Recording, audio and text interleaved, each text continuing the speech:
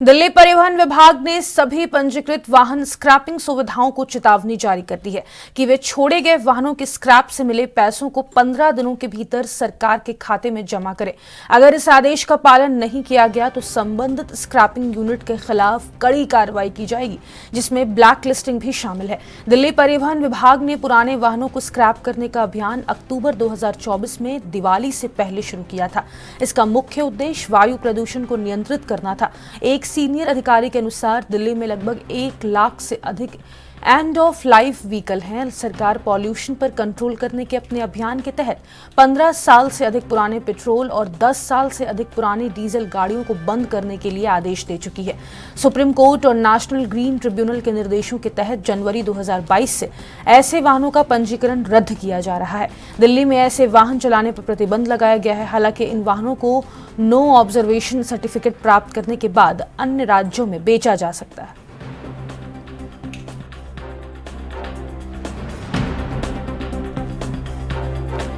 तो दिल्ली परिवहन विभाग ने सभी पंजीकृत वाहन स्क्रैपिंग सुविधाओं को अब चेतावनी जारी कर दी है। आपको बता दें, रेखा गुप्ता की सरकार अब पॉल्यूशन कंट्रोल करने के लिए नए नए हथकंडे अपनाती हुई नजर आ रही है। अगर इस आदेश का पालन नहीं किया गया तो संबंधित स्क्रैपिंग यूनिट के खिलाफ बड़ी कार्रवाई की जाएगी। आपको बता दें, छोड़े गए वाहनों के स्क्रैप से मिले पैसों को 15 दिनों के अंदर सरकार के खाते में जमा कराना अनिवार्य हो गया है। दिल्ली परिवहन विभाग ने पुराने वाहनों को स्क्रैप करने का अभियान अक्टूबर 2024 में दिवाली से पहले शुरू किया था। इसका मुख्य उद्देश्य वायु प्रदूषण को नियंत्रित करना था। एक सीनियर अधिकारी के अनुसार दिल्ली में लगभग 1 लाख से अधिक एंड ऑफ लाइफ व्हीकल है। वहीं सरकार पॉल्यूशन पर कंट्रोल करने के लिए अपने अभियान के तहत 15 साल से अधिक पुराने पेट्रोल और 10 साल से अधिक पुराने डीजल गाड़ियों को बंद करने के लिए आदेश दे चुकी है। आपको बता दें, इन वाहनों को नो ऑब्जर्वेशन सर्टिफिकेट प्राप्त करने के बाद अन्य राज्यों में बेचा जा सकता है। ज्यादा से ज्यादा एयर क्वालिटी में सुधार आए, इसको लेकर बीजेपी की सरकार लगातार तैयारियां करती हुई नजर आ रही है। आपको बता दें, अब स्क्रैपिंग यूनिट पर सरकार की ये कार्रवाई।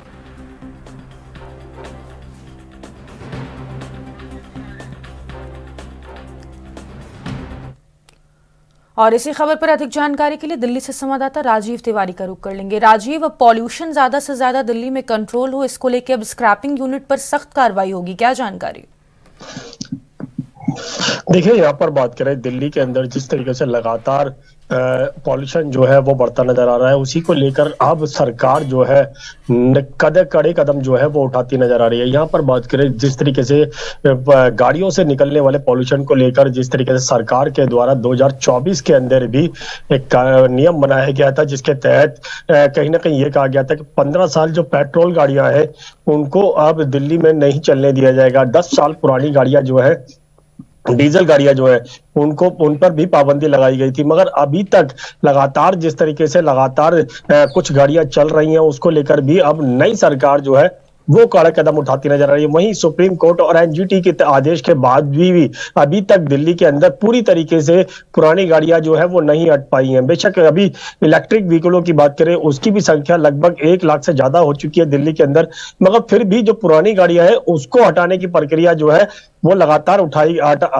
अपनाई जा रही है। मगर नई सरकार की बात करें तो नई सरकार की तरफ से आदेश कर दिया गया था कि 1 अप्रैल से ही दिल्ली के अंदर जो पुरानी गाड़ियां हैं, यानी कि 10 साल डीजल गाड़ियां जो है और 15 साल पेट्रोल गाड़ियां हैं, उनको पेट्रोल पंप पर तेल जो है वो नहीं मिलेगा, यानी कि पेट्रोल भी नहीं मिलेगा, डीजल भी नहीं मिलेगा। इसी को लेकर लगातार स्क्रैप कंपनियों की बात करें तो स्क्रैप कंपनियों से भी बातचीत की गई थी, तमाम बैठकें की जा रही है। मगर अभी तक दिल्ली सरकार के पास जो स्क्रैप कंपनियों के द्वारा जो उनका सरकार का जो फंड होना चाहिए था वो अभी तक नहीं जमा किया गया, और तो इसी को लेकर उनके ऊपर भी अब आदेश जो है वो लागू कर दिया गया है कि वो जल्द से जल्द सरकार का जो स्क्रैप का जो पैसा है वो कहीं ना कहीं जमा करें। मगर यहाँ पर बात करें दिल्ली की आम जनता की, तो आम जनता की परेशानियां बिल्कुल बढ़ती जा रही है, क्योंकि जिन लोगों के पास नई गाड़ी खरीदने के लिए पैसे नहीं है, तो उनके लिए कहीं ना कहीं मुश्किलें बनती नजर आ रही है। क्योंकि अभी तक जिस तरीके से नियम अपनाए जा रहे हैं, तमाम नियम जो है वो इसी तरीके के फॉलो किए जा रहे हैं कि दिल्ली के अंदर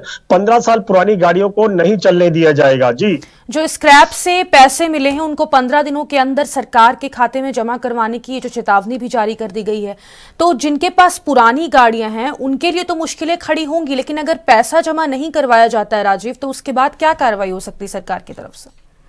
देखिए यहाँ पर बात करें नई सरकार की, तो जिस तरीके से स्क्रैप कंपनियों की बात करें तो उनके लिए अब 15 दिन का नोटिफिकेशन जो है वो नई सरकार के द्वारा जारी कर दिया गया है कि जो स्क्रैप की गाड़ियां जो उनके द्वारा आई गई हैं या फिर स्क्रैप की गई हैं, उसका जो पैसा है वो 15 दिनों के अंदर दिल्ली सरकार के अकाउंट में जमा करना होगा। मगर यहाँ पर बात करें जिनके पास 15 साल पुरानी गाड़ियां हैं या फिर 10 साल डीजल पुरानी गाड़ियां हैं, उनके लिए भी अब संदेश दिया जा रहा है कि कुछ ही समय रह चुका है और वो अपनी गाड़ियां जो है स्क्रैप में शामिल करें। मगर यहाँ पर जिस तरीके से नई सरकार, रेखा गुप्ता की सरकार जो है कड़े कदम उठा रही है पॉल्यूशन को कंट्रोल करने के लिए, क्योंकि अभी तक लगातार ये जानकारी मिल रही थी कि जो गाड़ियों से निकलने वाला जो धुआं है या फिर पॉल्यूशन है उसके ऊपर पाबंदी होनी चाहिए। और जिस तरीके से लगातार नियम अपनाए जा रहे हैं, उससे तो लगता है कि कहीं ना कहीं आने वाले दिनों के अंदर और ज्यादा उपलब्धियां जो है वो हासिल की जा रही है। और दूसरा यहाँ पर इलेक्ट्रिक व्हीकलों को बढ़ावा देने के लिए नई सरकार भी कहीं ना कहीं पहल करती नजर आ रही है। और यहां तक कि जिन लोगों की पुरानी गाड़ियां जो है स्क्रैप में गई है या फिर उनके लिए भी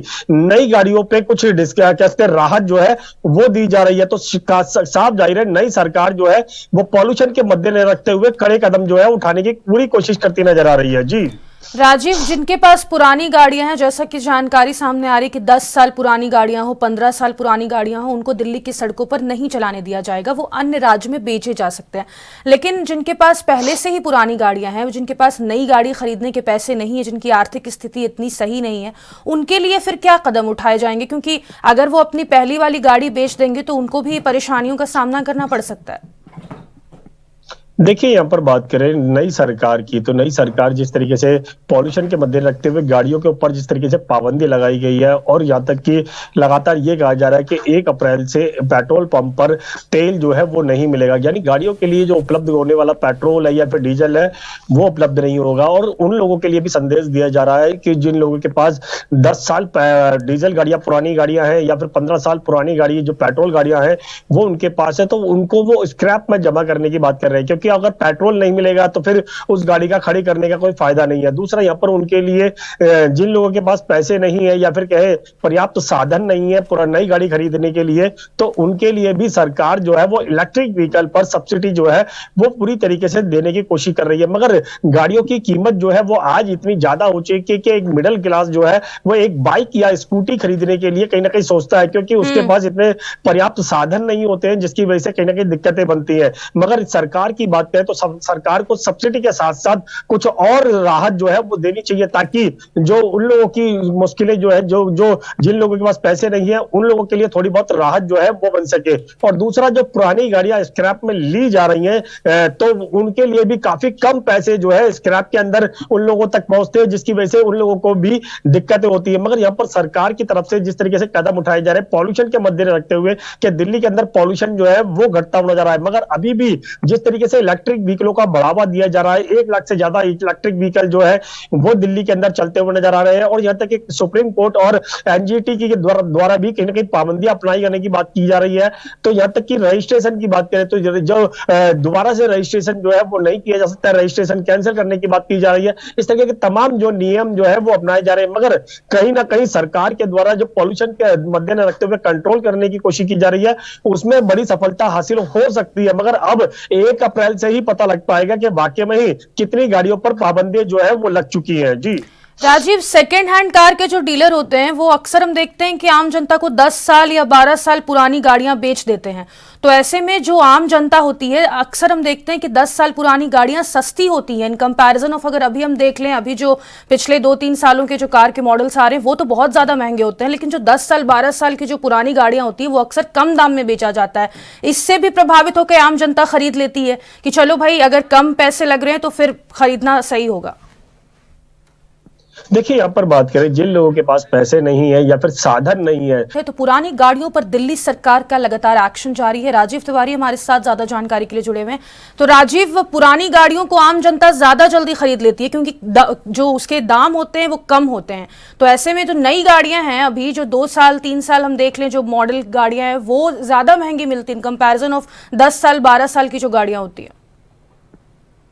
देखिए, यहाँ पर बात करें जिस तरीके से 10 साल या 15 साल पुरानी गाड़ियां या फिर 12 साल पुरानी गाड़ियों को जो सस्ते दामों पर डीलर जो है वो खरीदते हैं और लोग जो है वो उन्हीं गाड़ियों को सस्ते दामों पर बेच देते हैं, क्योंकि उनको पता है कि पुरानी गाड़ियां जो है वो ज्यादा इतने सस्ती में मिल जाती है। मगर आम जनता की बात करें, जिन लोगों के पास बजट नहीं है, पैसे नहीं है, वो कहीं ना कहीं पुरानी गाड़ियों की तरफ आकर्षित होते हैं, क्योंकि उनको पता है कि अपने बजट के हिसाब से ही सेकेंड हैंड गाड़ियां जो है वो खरीदी जाती है। मगर अब उनके रजिस्ट्रेशन के लिए भी प्रक्रिया जो है वो कहीं ना कहीं सरकार के द्वारा अपनाने की बात की जा रही है। ये कहा जा रहा है कि 15 साल पुरानी गाड़ियां जो पेट्रोल गाड़ियां हैं उनकी रजिस्ट्रेशन नहीं होगी, और दूसरा 10 साल डीजल गाड़ियां जो पुरानी गाड़ियां हैं उनकी भी रजिस्ट्रेशन नहीं होगी। उनको बाहर बेचने के लिए भी कहते हैं दूसरी प्रक्रिया अपनानी होगी। तो कहीं ना कहीं सरकार जो है वो कहीं ना कहीं पॉल्यूशन के मद्दे रखते हुए दिल्ली के अंदर पॉल्यूशन को कंट्रोल करने के लिए पुरानी गाड़ियों पर पाबंदी लगा रही है। मगर नई गाड़ियों की बात करें तो नई गाड़ियों पर जिस तरीके से सरकार सब्सिडी दे रही है, मगर फिर भी वो गाड़ियां इतनी महंगी होती है कि जिसकी वजह से आम जनता जो है या फिर